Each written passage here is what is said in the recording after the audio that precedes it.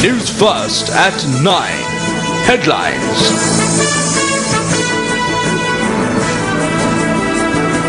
Well, a very good evening to you. This is Weekend Primetime News, coming to you live on MTV Sports and Shakti TV.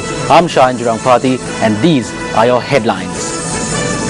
OIC of the Borala Police dies owing to injuries sustained during a protest in Hangwala. Draft resolution on Sri Lanka at the UN Human Rights Council amended. Central Provincial Councillor Sanjeeva Kaviratna passes away. Minister Rajitha Senaratna remarks on present politics.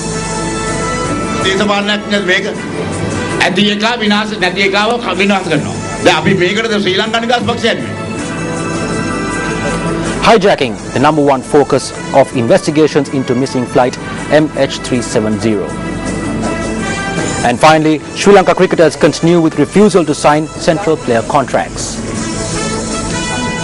Well, those are tonight's headlines. We now cross over to the main desk for these stories in detail. Well, thank you, Shaheen, and a very good evening to all our viewers. I'm Arundhati Mudanaka. We'll start off with a look at your local news. The OIC of the Borala Police Chief Inspector Prasad Siriwardena, who was injured during a protest that was held today in the Thunnana area in Hangwala, has passed away after being hospitalized.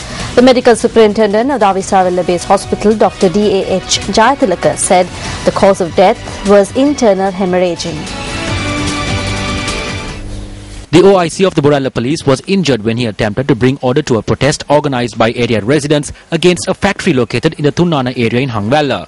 Police media spokesperson SSP Ajit Rona said that the OIC of the Borala Police was injured when a tree that had been cut down by the protesters fell on top of him. Chief Inspector Prasad Siriwardena, who was seriously injured in the accident, was admitted to the Avisavella Base Hospital. The medical superintendent at the Avisavella Base Hospital, Dr. D.A.H. Jayatilaka, said that Siriwardena underwent 3 operations.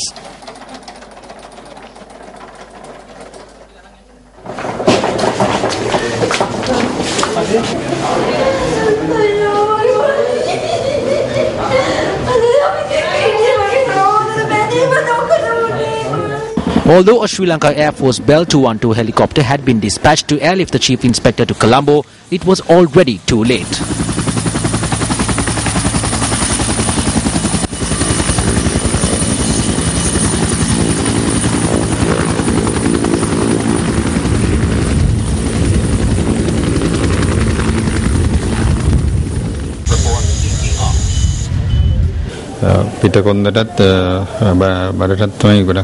He had sustained severe injuries to his spine and stomach. He had severe internal hemorrhaging. He was in a critical condition when he was brought here. He was subjected to 3 surgeries to stop the bleeding, but it was unsuccessful. Following a preliminary examination, the body of Chief Inspector Prasad Siriwardena will be returned to his family. Prasad Siriwardena, who joined the police department in 1989 as a sub-inspector, was promoted to the rank of Chief Inspector in 2003. He served as the OIC of the Borala Police Station since March 2013. Meanwhile, the police media spokesperson says that order has been restored to the Thunnana area in Hangwala. A group of area residents commenced a protest last evening, claiming that a factory located in the area had caused a water crisis.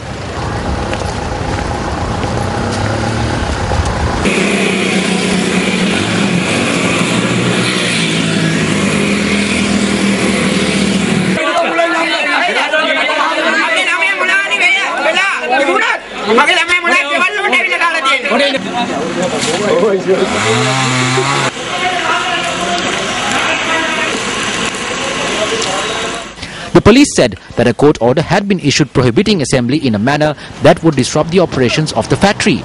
Several protesters were arrested while their fellows continued their protest this morning, demanding their release.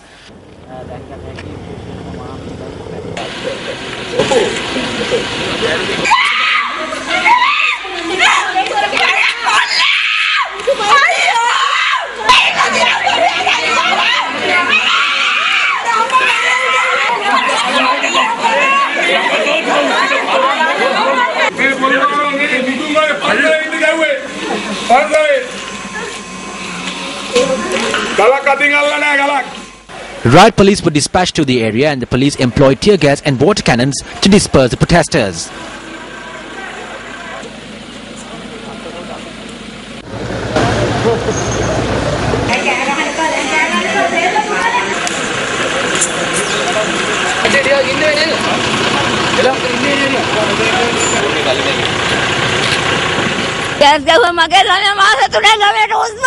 They fired tear gas at my 3-month-old baby and the child could not breathe. My child was given saline and brought back to consciousness. The child is just 3 months old. The child in that house is just 3 months old and the police have attacked that child. It is sad to see that child. They have attacked the mother as well.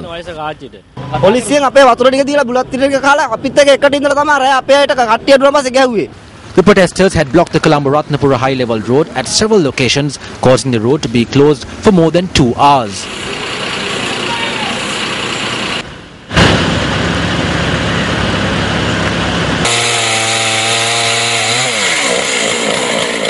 The Special Task Force, Riot Police and the police have been dispatched to ensure security and maintain peace in the Thunnana area in Padukka. Newsfirst 21 මම මංජුල ප්‍රේමරත්න හංවැල්ල තුන්නාන ප්‍රදේශයේ සිට. Police media spokesperson SSP Achit Rohana made these remarks regarding the protest held in the Thunnana area in Hangwala at a media briefing convened this afternoon.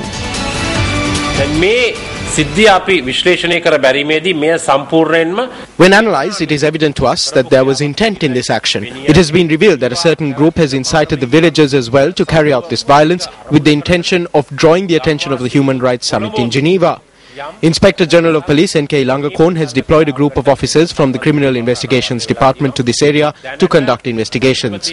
5 riot police personnel from the police field force headquarters and 2 officers from the Padukka police station were also injured in this incident. 47 people who acted in a disruptive and violent manner were taken into police custody. Among them were 40 males and 7 females. We have released all of them.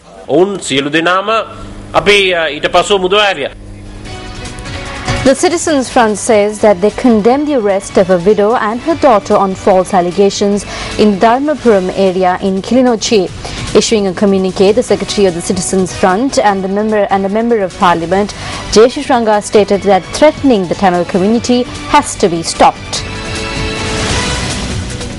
The communique also notes that the government negatively influences the Tamil community who are already suffering in the aftermath of the war. He further stated that the Tamil people in the north and east are waiting to find out more information about their loved ones who went missing before and during the war, and they are still waiting even after the conclusion of the war. In the communique, J. Shuranga further points out that arresting those who protest against the injustices faced by families who lost their loved ones is an example of violating democracy. An amended draft of the US-sponsored resolution on Sri Lanka has been circulated among delegates at the UN Human Rights Council in Geneva. While the first draft of the resolution called for an international inquiry into allegations of human rights violations in Sri Lanka in the absence of a credible national process, the amended draft now calls on the High Commissioner to lead a comprehensive investigation.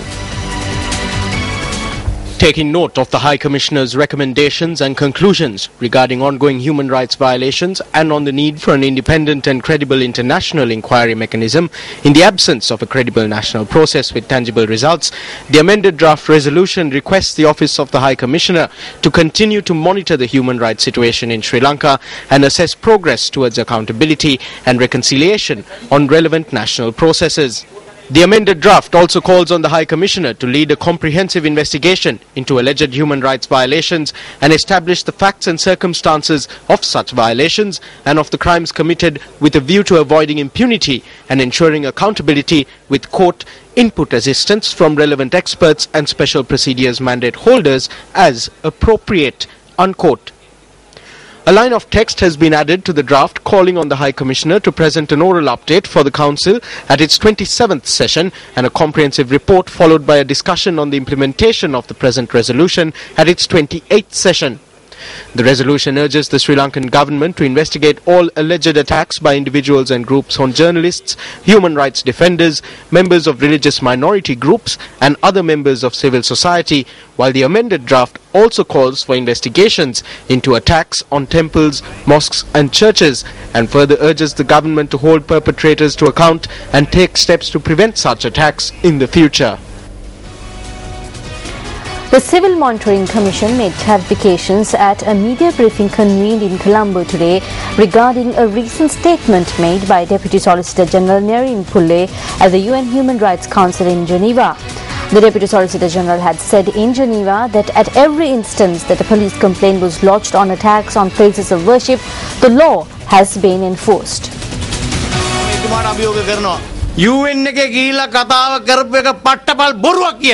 I extend the challenge to him. The story he told at the UN was a blatant lie. The police have not arrested a single person involved in attacks on any places of worship. They have not been produced in court either. Even when they are produced in court, it is with a falsified B report. It is prepared in a manner in which they can immediately be granted bail. I challenge the Solicitor General. Covils and churches have been damaged. Mosques have been damaged. How many people who are responsible for this have been arrested? How many were put in prison for 14 days? I challenge him to answer this if he can. The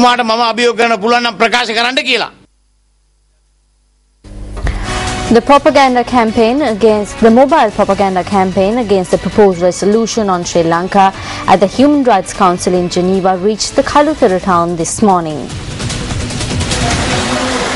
This mobile propaganda program commenced its journey from Tangol on Friday.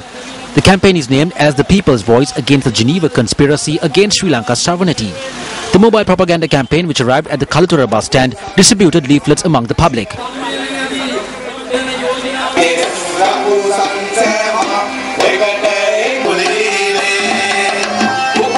Organized by the Joint Trade Union Alliance and the Assistant Secretaries Association, the mobile campaign is scheduled to arrive in Colombo on the 21st. Central Provincial Councillor Sanjeeva Kaviratne passed away this afternoon. He was 44 years old at the time of his death. Sanjeeva Kaviratne was admitted to the Kandy General Hospital following a heart attack several days ago, was receiving treatment at the intensive care unit of the hospital. The remains of late Sanjeeva Kaviratne was handed over to relatives this afternoon and it was taken to Matale. Born on the 20th of September 1969, Sanjeeva Bandara Kaviratne was the son of former Minister of Cultural Affairs P.B. Kaviratne. He was a past student of St. Thomas's College, Matale and Ananda College, Colombo. A journalist by profession, Sanjeeva Kaviratne was a father of two and was a well-known environmentalist. While being an active member of the organization to protect Dumbura Plain, Sanjeeva Kaviratne worked immensely for the protection of the beautiful environment in Matale. After being elected to the Central Preclinical Council for the first time in 1991, Sanjeeva Kaviratne was elected to the Parliament in 2001. After he re-entered the Central Provincial Council in 2004, he was serving as a member of the council until his death. We cannot move forward after forgetting the past. We cannot move forward by setting aside the handbook of J.R. Jayawardena and the handbook of R. Premadasa. Until we understand the political revolution and changes that they brought forth, we cannot move forward.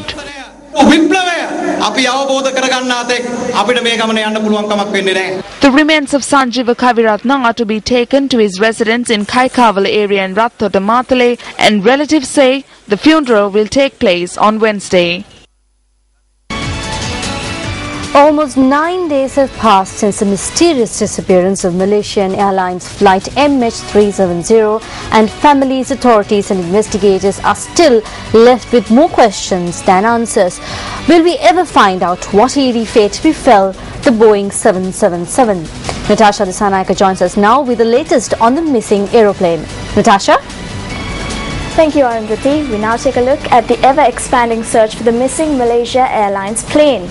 Now, as far as we know right now, the missing plane, the MH370 Malaysian Airlines jetliner, left Kuala Lumpur for Beijing at 12:40 am local time almost 9 days ago. It, however, disappeared off the screens of all air traffic controllers' radars by 1:20 am that day.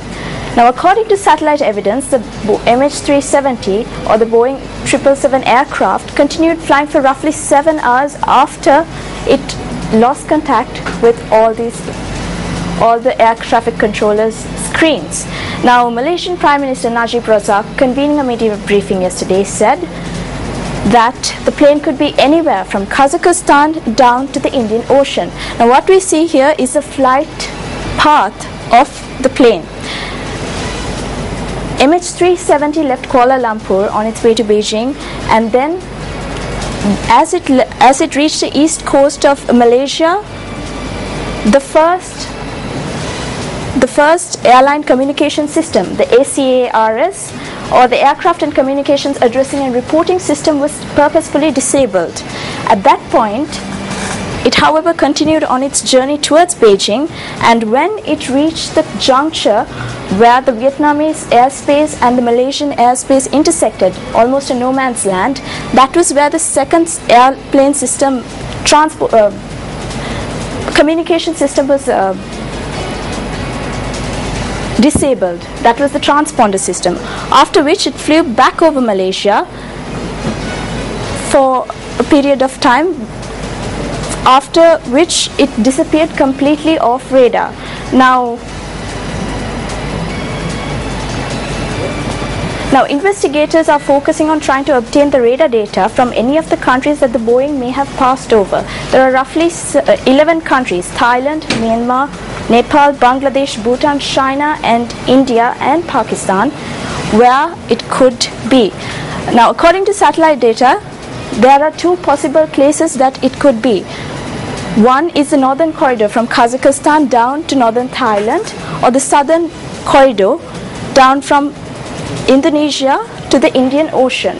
So according to satellite data, they suspect it could be in one of these two places. Now, Malaysian authorities convened a media briefing today and confirmed that the hijacking theory is being investigated. The search area has been significantly expanded, and the nature of the search has changed. From focusing mainly on shallow seas, we are now looking at large tracts of land, crossing 11 countries as well as deep and remote oceans.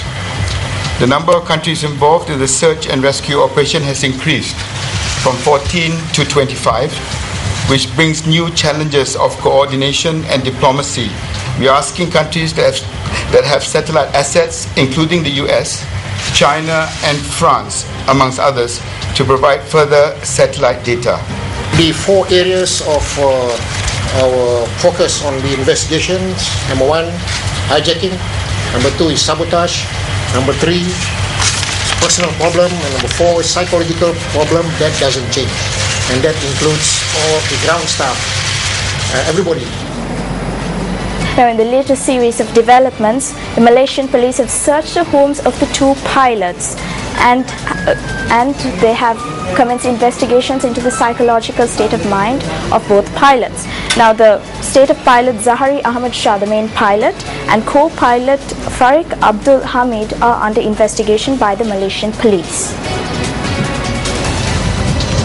Current and former co-workers said the experienced captain Zahari Ahmad Shah was a flying enthusiast who spent his off days tinkering with the flight simulator of the plane that he had set up at home. Malaysia Airlines officials did not believe he would have sabotaged the flight. Family and friends said the 27-year-old co-pilot Farik Abdul Hamid was religious and serious about his career, countering news reports suggesting he was a cockpit Romeo who was reckless on the job. No details have emerged of any passengers or crew with militant links or psychological problems that could explain a motive for sabotaging the flight. Now, the hijacking theory, previously largely discounted, has now climbed back to the top of the list for the missing Malaysian Airlines jetliner. The aircraft's communication systems were deliberately deactivated rather. So either the flight crew did this willingly or they were compelled to do so. Now, only 4 weeks ago, an Ethiopian Airlines co-pilot hijacked his own plane to seek asylum in Switzerland. Let's take a look. The pilot, an Ethiopian in his early 30s, was arrested when the plane landed at Geneva International Airport. The 202 passengers and crew aboard the Boeing 767-300 were not harmed.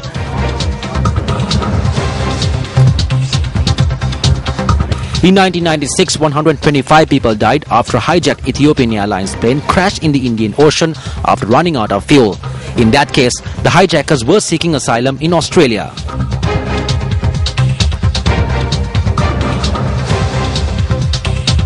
Sri Lankan hijacker Sepala Ekanayaka gained international notoriety after hijacking an Alitalia Boeing 747 with 340 passengers on the 30th of June 1982. The aircraft was flying 35,000 feet in the air and was carrying 340 passengers at the time of the hijacking. He hijacked the plane in return for his wife and child who were in Italy.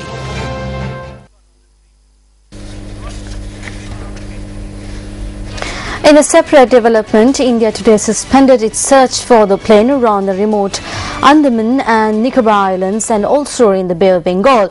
Delhi said it acted at the request of Malaysian authorities. China, which had 153 citizens on board flight MH370, has urged Malaysia to continue providing it with thorough and exact information on the search. For family members, the agonizing wait continues. At a meeting held in a Beijing hotel, furious families of missing passengers vented their anger at the airline and the authorities. 对于马来西亚政府家属提出的隐瞒这个事实，我实在无法做到，因为我不是政府人员，我只是代表马来西亚航空公司对各位家属发表我们对家属关怀的这一部分的信息。对于其他的信息，我们实在无可奉告。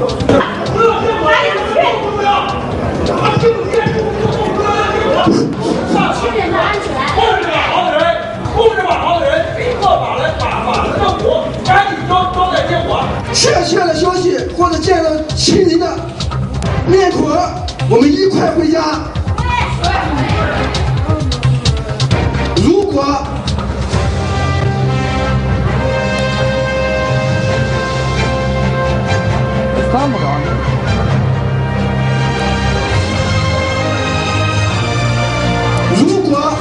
马来政府或者马航人员激怒了我们这些家属的心理底线，后果自负。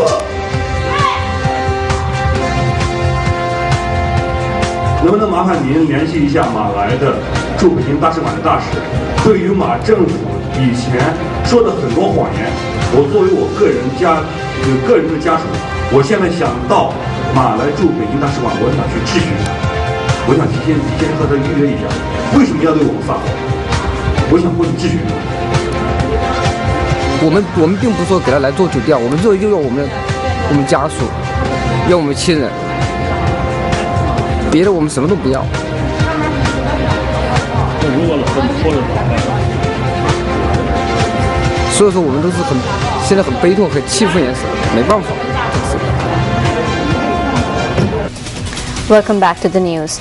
With one of our headline stories tonight, up next is Sports First investigative journalism segment, The Bitter Truth.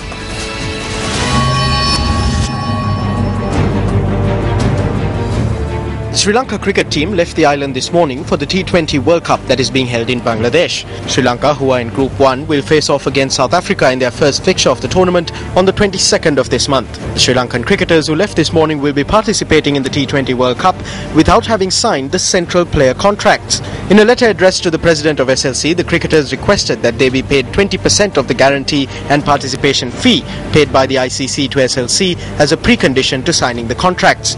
The cricketers are of the stance that since they participate in promotional campaigns for ICC tournaments, they are entitled to a portion of the payment. SLC Treasurer Nuski Mohammed noted that SLC had decided to pay $500,000 to the cricketers participating in the T20 World Cup. He said that the cricketers have refused to sign the contracts, saying this amount is insufficient. The Treasurer also noted that this amount accounts for about 6% of the total payments made by the ICC.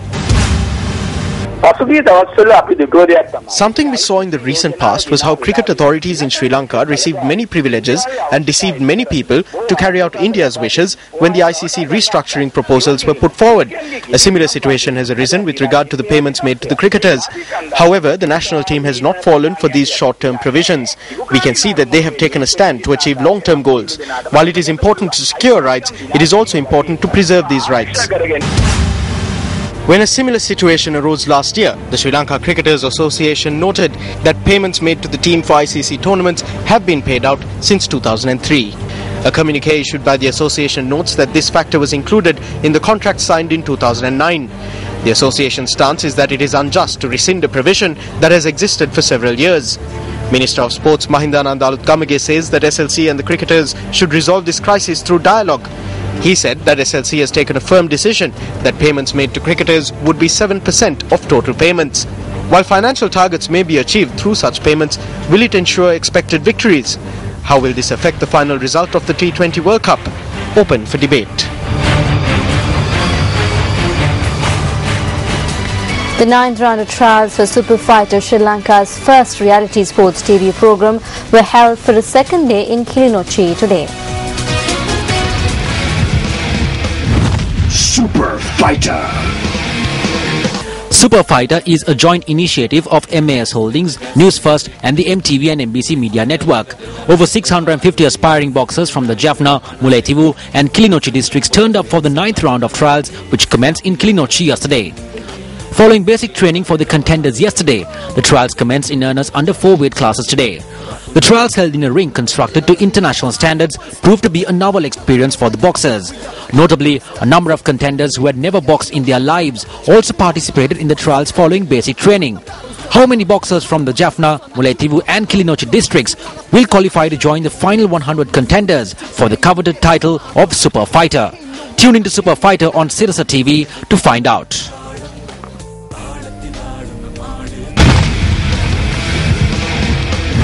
Super Fighter. Today is Madin Full Moon Poe Day. Religious observances were held in temples island-wide today in view of the Poya. This Poya Day is important in the Buddhist calendar as it is on the Madin Full Moon Poya Day that Prince Siddhartha Gautama, after leaving the royal palace, visited the city of Kimbulwatpura for the first time as the Samma Sambuddha. Princess Yasodhara taking refuge in the Buddha, Dhamma and Sangha, and the ordination of her son Rahula and Prince Nanda were some of the important events that took place on this day. The President participated in events held at several viharas in Mathura yesterday. The President declared open the newly constructed entranceway, the Wahal Kada and the golden fence of the Bauddhodaya Vihara in Mathura, which was built in memory of his late mother, Dandina Samarasinghe.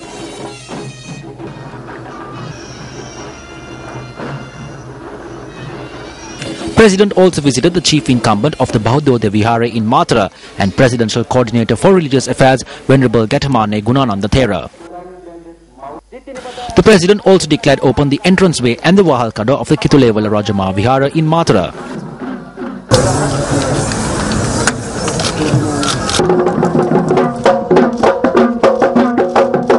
Subsequently, the President, who unveiled the renovated peak of the Vihara, looked into the well-being of the chief incumbent. The President also presented a souvenir to the Thera. The relics that are to be placed at the Mahaveli Saya in Kotmale was taken from Colombo today. The relics that were to be placed at the Mahaveli Saya were taken from the residence of Minister Navin Dissanayake down Alfred House Gardens this morning. Following religious observances, the relics were taken to Kotmale in a vehicle parade.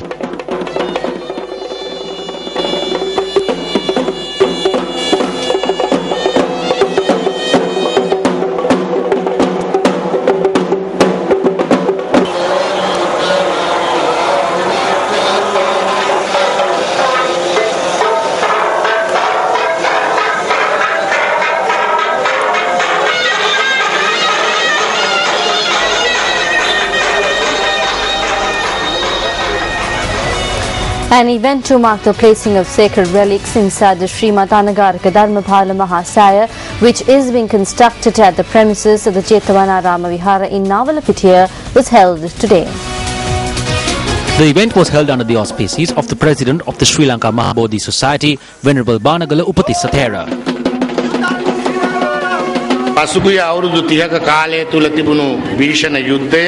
I believe at the time, if we had listened to the sermons of Anagarika Dharmapala and if we understood them, then there would not have been a 3-decade-long terror of war in this country. Anagarika Dharmapala worked for the Tamil people too, in a spirit of fraternity.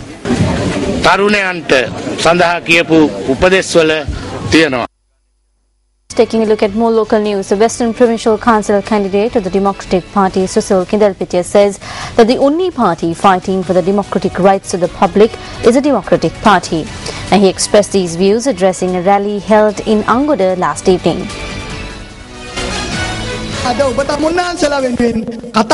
The only party speaking on behalf of you is the Democratic Party. In every sense of the word, the Democratic Party is the only party trying to win the fight for you. And if you really analyze, we have had to suffer for 20 years. We don't have any happiness in our lives. And only the symbol that can bring that happiness back is the flaming torch. And the flaming torch is the Democratic Party.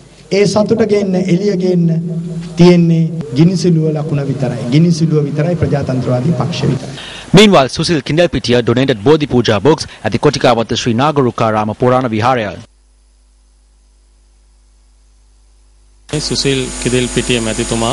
edited the religious book according to the requirements of Susil Kindelpitia, and he has taken steps to distribute this holy book to all temples starting from today. The Madimpura Full Moon Poi Day in the Kolonnawa electorate and subsequently to all temples free of charge. We are very happy about that.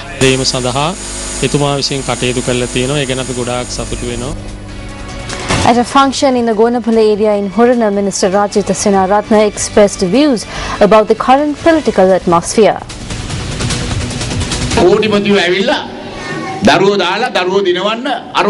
Millionaires have come forward to make sure that their children win the election. They have given vehicles to men, and these men are provided with alcohol at night and biryani during the daytime. Then they are told to cover all the posters of the poor candidates. What sort of cheap politics is this? The one who has destroys the ones who don't have. Is this why we built the Sri Lanka Freedom Party? We, including President Mahinda Rajapaksa, were beaten up. We were sent to prison. We were bombed and shot at. That is how we established the government. We did not do this to allow the one who has to destroy the one who does not have. But look at the way they talk. They say they are original Sri Lankans. It is because of such original Sri Lankans that Sri Lanka is in such a plight.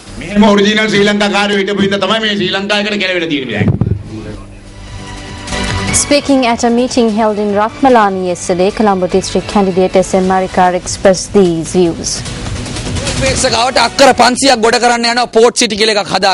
They are attempting to reclaim about 500 acres of land around Gore Face to build a port city.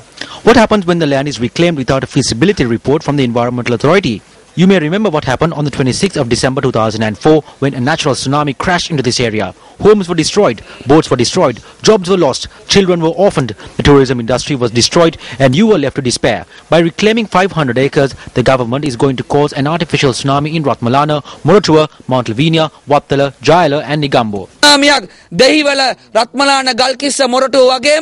Wattala Jayala Mabola Migamo Dakwa Pradesh Kutima Tsunami Kadanyani. A meeting was held in the Beliat area under the auspices of parliamentarian Sajid Premadasa. On the promise that 5 billion rupees will be allocated to the Mahapola Scholarship Scheme annually, they have given license to another online lottery. There is the Development Lottery and many other lotteries that are active. A percentage of these go to the Mahapola Scholarship Scheme. What has happened to the money that comes in from these lotteries?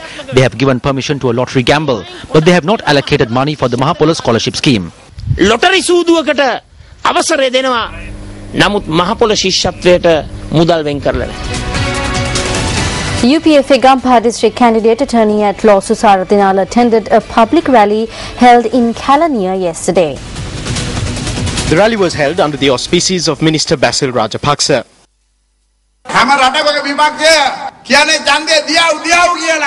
In every country, the opposition keeps asking for elections. In our country, the opposition keeps saying no to elections. This is an amazing opposition. Earlier, when we were in the defeated party, we were saddened. Today, when the UNP is defeated, the UNPers are the happiest because they want to chase away this leader.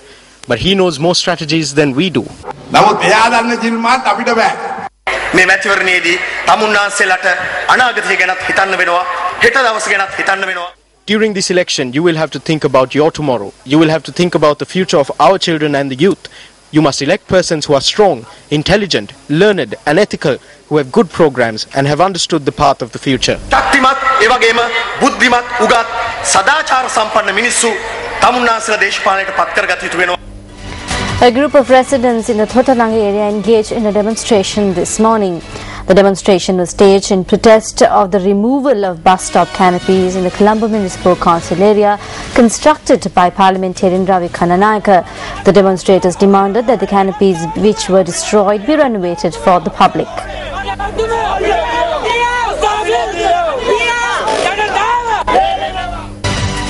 Another phase of the Newsfirst You Report outstation workshops was held in Batticaloa today.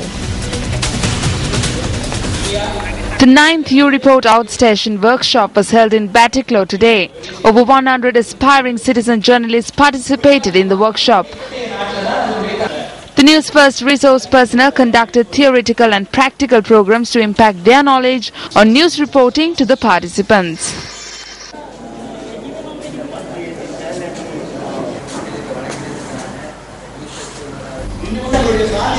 On to some sports news now. Secretary of Sri Lanka Cricket Nishant Ranathan says that former cricket captain Kumar Sangakkara has not given an official statement on his retirement from T20 internationals. Media reports earlier today indicated that Kumar Sangakkara will bid farewell from T20 international cricket following the conclusion of the T20 World Cup in Bangladesh. When Sports First contacted the manager of Kumar Sangakkara, Charlie Austin, in this regard, he said he can assure that Sangakkara has decided to retire from T20 international cricket following the T20 World Cup. Also from the cricket arena, the qualifying matches for the T20 World Cup commenced in Bangladesh today.